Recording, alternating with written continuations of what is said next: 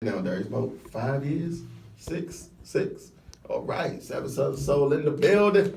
All right, just wanted to get that plug in there real quick. Get it in.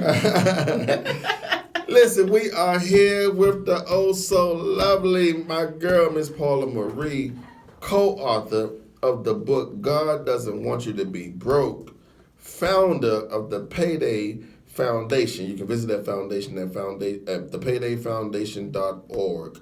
And so now we need to talk about this thing of how to avoid the school to prison pipeline. That's heavy, right? Good God. I can't wait to get, now the segment about to get even better. I'll tell you, it just keep climbing. Everything, I'm going to tell you something, Paula. Everything that we talked about so far is like awesome. Like you got some really, really great stuff going on. Great things. Great things. It's my journey though. Like everything that I'm talking about is my journey, and it's wrapped around my oldest son who was killed. So the book, my chapter is about that process of going through when he was killed. Mm-hmm.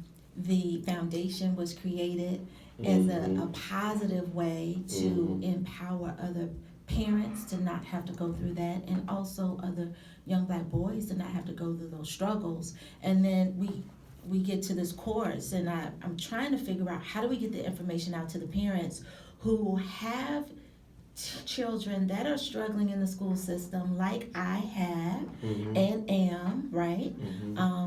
And feel like they're by themselves and they're alone.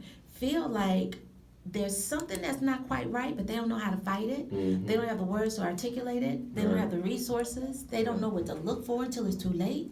So all the things that I went through as being a mom and struggling to advocate for my sons, I wanted to create in a package to be able to give parents at least some foundational tools to be able to advocate effectively for their children with the school system, because we all know that our kids are not being treated fairly in some cases. And if you're on the outside looking in, you think, oh, it's always the child's fault, right? Not to say that it's not, but we also forget that they're children. Man, wow. So they're children. Children don't always walk the walk they're supposed to. Like we go to our jobs every day and work 8 hours. We don't always do the right thing. That's right. You know, and we're adults. Right. So how do we send our children into the school system and expect them to do the right thing for 8 hours and then get upset when they don't? Right. Because we're supposed to be teaching, right? Absolutely. Yeah. Wow. And teaching at home and teaching in the schools.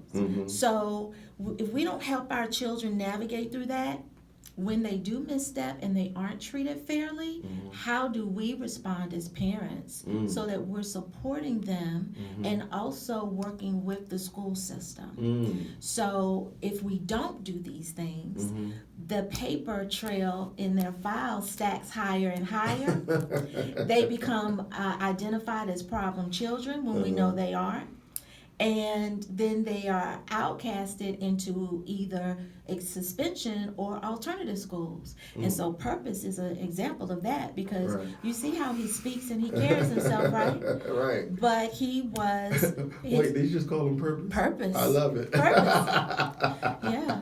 Because that happened to us. Like, you know, he got into one incident in the, like, you know, 3rd grade, and we didn't know how to handle it. And then there was another incident, and then another incident, and now he's a problem child. He gets to middle school, and less than 2 months in middle school, he's sent to alternative school. Right. And so, and you know that your child doesn't belong there, but I didn't have the tools to really fight and articulate for him in that way.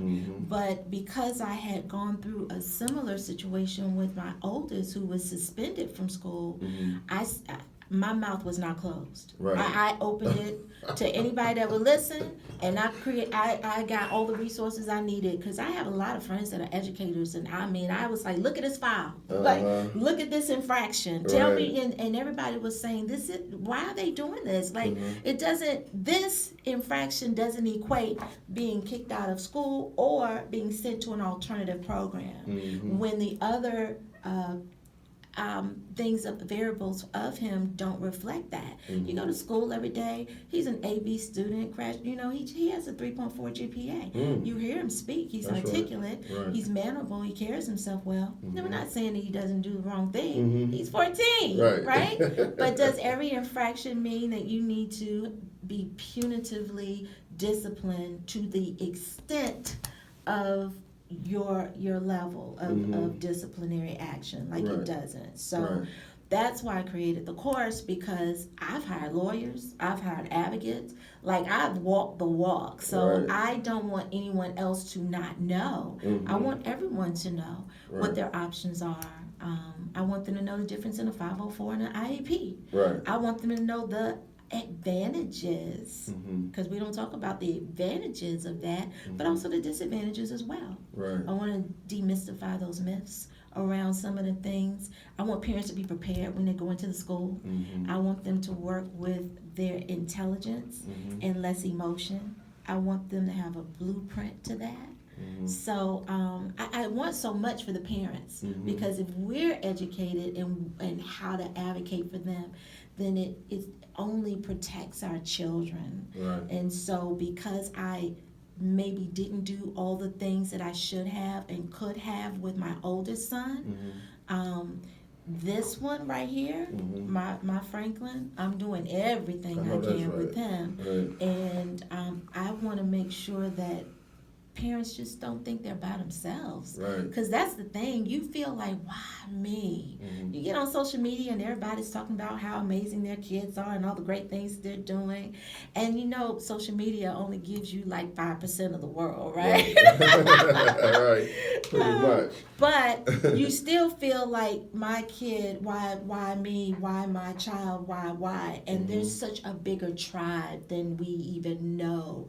Every time I tell my story, there's another parent who also lost their child and had to bury their child. Every time I tell my story, there's another parent struggling with the school system and how to advocate for their child. So for me, losing my son has just given me a bigger purpose in how to make sure that he didn't die in vain, to make sure that we don't lose anymore, and to make sure that we're as educated as we possibly can. So that's why I created the course.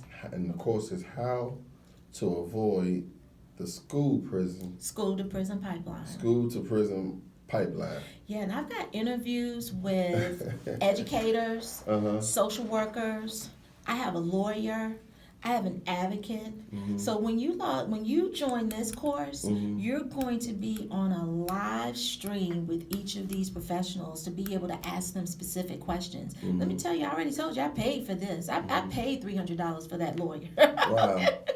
I paid $300 for the advocate to come to the school, because I knew that I needed somebody else other than myself to not be emotional through that, because you go into these meetings thinking it's gonna go one way, and they wrap you around and swing you around like a rag doll, and then you come out and you got to think about what just happened, right? So because we're not, that's not our lane. You need to always not be fearful to have somebody in there that is their lane, so that they can speak to the things that you want, and you go in there with a purpose, and you've got somebody that can help you advocate for that. There's that word again. Purpose. Yeah. Listen, we go back into the studio. We'll be right back. You're listening to the Eric Graham Show on Spirit 1340 WYCB. The spirit of today's gospel. We'll be right back with Miss Paula Marie. Brothers and sisters,